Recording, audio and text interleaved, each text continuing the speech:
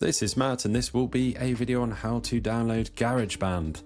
So GarageBand, the popular Mac app, you can find it right here at apple.com/Mac/GarageBand. Now I'll put that link in the video description just below this video, so you can just click on the link and wind up here. Now you can download directly from here, which I'll show you in just a second. But another method, if you don't want to do it this way, or you're just in your app store, maybe on a different device, you can click on the app store, which on the Mac is in the dock right here. So we open up the app store, and now all we need to do is just search right here in the top left corner for GarageBand.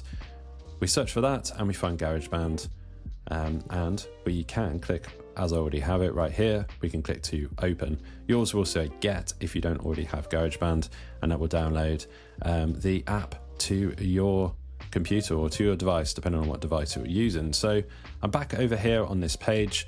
Obviously the page, this link is in the video description, but we're back here. So super simple, we're just going to click on download GarageBand for Mac.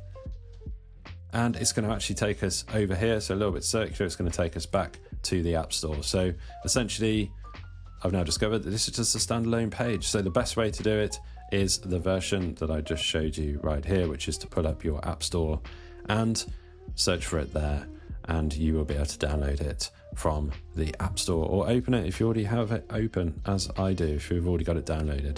So hopefully you found this a video on how to find and download GarageBand. We've learned something here. Hopefully you found this video useful. If you have, drop the video a like and subscribe to the channel for more videos just like